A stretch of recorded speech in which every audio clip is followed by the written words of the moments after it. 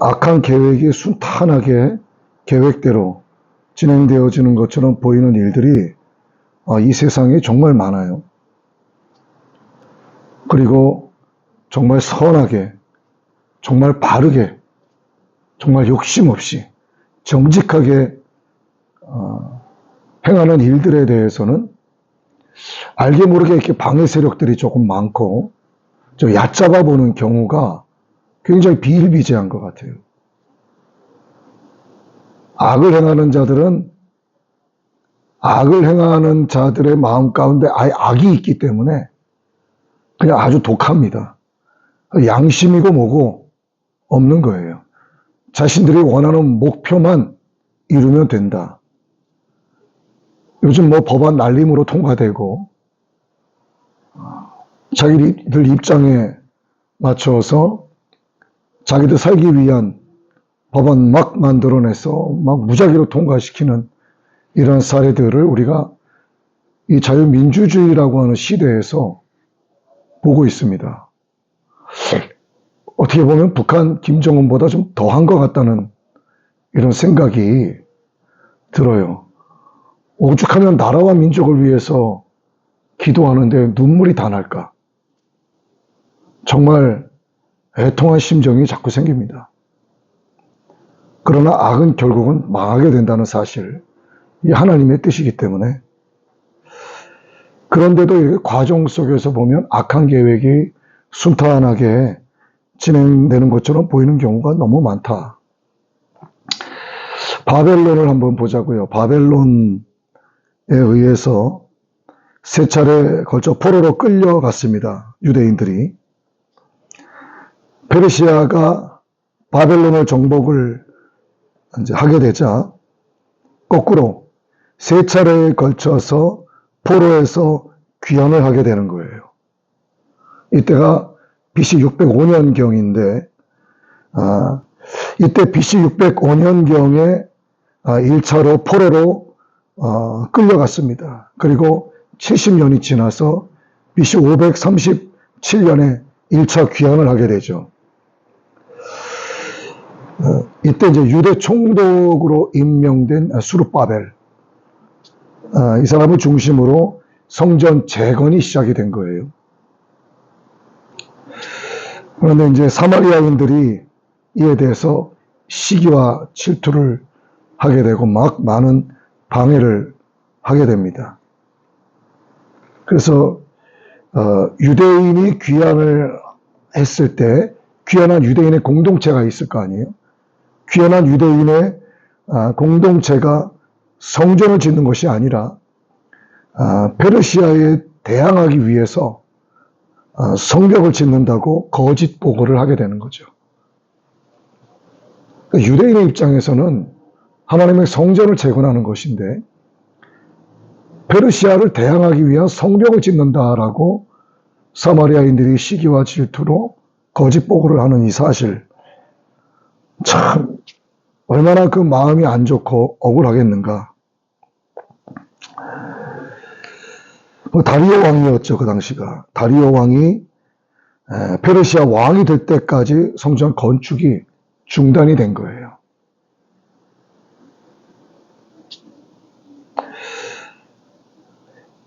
성전을 재건한다는 것은 하나님 보시기에 선한 일입니다. 하나님 기뻐하시는 일이에요. 1차 귀환에서 수르바벨 중심으로 1차 총독, 성전이 쫙 재건되고 있는데 거짓 보고로 인해서 다리오 왕이 페르시아 왕이 될 때까지 멈춰졌다. 참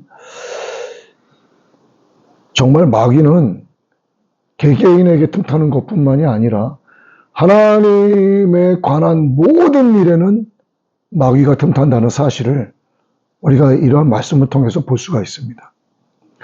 사탄은 개인에게만 틈타지 않아요. 기독교 단체, 또 주님 머리 대신 교회, 또 주님의 이름으로 행하려고 하는 선한 봉사와 헌신과 모든 일들에 대해서, 그리고 이 나라와 민족이 하나님의 선민 아닙니까? 이 나라와 민족이 복음의 패권국이란 말이에요, 지금. 우리는 작은 국가지만은 경제 대국에 가까운 나라고, 많은 선교사들을 해외에 파송한, 어떻게 보면은 복음의 패권국이란 말이에요, 우리나라가. 그러니까 우리나라를 마귀가 무너뜨리려고 자꾸 이상한 사상을 가진 정치 세력들이 일어나게 하는, 이게 마귀의 역사라는 거를 우리가 볼 수 있어야 된다는 얘기예요. 이렇게 다리오 왕이 페르시아 왕이 될 때까지 성전 건축이 중단되는 경우, 마귀가 항상 이렇게 방해 공작을 펴서 그때 보면은 마귀가 행하는 일이 성공하는 것처럼 보이죠. 자, 사마리아인들이 성전이 재건되어져 가는 과정을 보고 있다가 거짓 보고를 해서 재건이 중단됐다. 그럼 그들은 뭐라고 생각할까? 우리가 승리했다. 드디어 멈추어졌다. 우리가 승리했어. 이렇게 봤을 때 마귀의 승리를 보이는 건 맞습니다. 하지만 잠깐뿐이죠. 일시적으로 약한 계획에 성공을 거두는 것처럼 보일 때가 있습니다. 종말 때도 요한계시록 13장에 이제 나오는 말씀이죠. 바다에서 나오는 한 짐승이 권세를 받아요. 그래서 성도들과 싸워서 일시적으로 이기게 된다 하는 내용이 기록이 되어 있습니다. 그리고 각 족속과 나라를 다스리는 권세를 받는 것으로 기록이 되어 있어요. 자, 계시록 13장 7절 말씀을 한번 보고 넘어가야 될 것 같아요.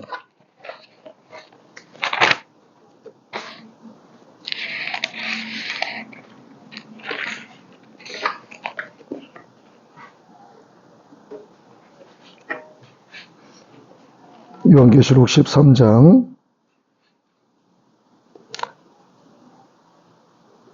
자, 볼까요?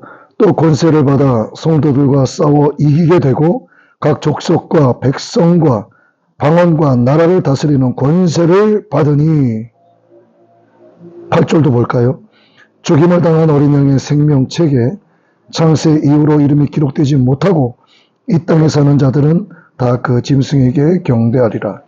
자, 마귀가 승리한 것처럼 보입니다. 그 짐승에게 경배를 한대요.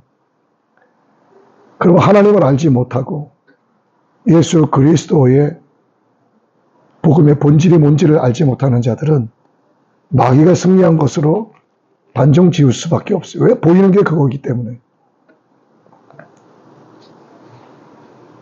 그러나 결국 하나님의 승리다. 예수님께서 사망 권세를 이기시고 부활하심으로써 영원한 승리를 거두셨기 때문에 결국은 사단 원수 마귀의 할아버지라도 결국은 무적행에 갇혀질 수밖에 없고 천년 뒤에 잠시 풀려날지라도 결국 최후의 심판 이후에 지옥 불못에 던져질 수밖에 없는 그런 결과를 맞이하게 된다는 것을 우리도 알고 있지만 이 사탄 마귀 이놈들도 알고 있어요. 자기들의 결과가 그렇다는 것을. 그런데 왜 자꾸 이 짓거리를 하느냐. 억울하거든. 자기들을 위해서 예비된 그 지옥 불못에 자기들만 던져지는 게 억울한 거예요. 어떻게 해서든 이 땅에서 하나님을 믿는 자들, 하나님의 백성들을 자기 편으로 이끌어들이고 하나님의 거룩한 나라, 하나님의 역사를 방해함으로써 기독교의 본질을 무너뜨리고 왜곡시켜서 하나님을 대적하게 만들고 자기들과 함께 지옥불에 던져질 자들을 많이 늘리는 겁니다. 수를. 이게 사탄의 이 전략을 이루기 위해서 수많은 전술들을 지금 이루어가고 있는 거다. 사마리아인 이들도 마귀가 역사해서 성전 재건을 중단시키게 된 거죠. 악한 의도는 그래서 항상 성취된 것처럼 이렇게 보이기도 합니다. 사마리아인의 눈에서 봤을 때 자신들의 의도대로 성취가 된 거예요. 이후에 다리오 왕이 다시 됐을 때 다시 시작이 된다라고 하는 것을 이들은 이 당시만 해도 몰랐거든요. 하나님께서 악인들을 그들의 상실한 마음대로 내버려 두십니다. 그래서 하게 하시는 게 합당하지 못한 일을 하게 하세요.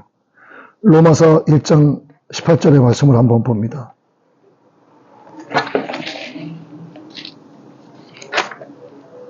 로마서 1장 18절. 하나님의 진노가 불의로 진리를 막는 사람들의 모든 경건하지 않음과 불의에 대하여 하늘로부터 나타나나니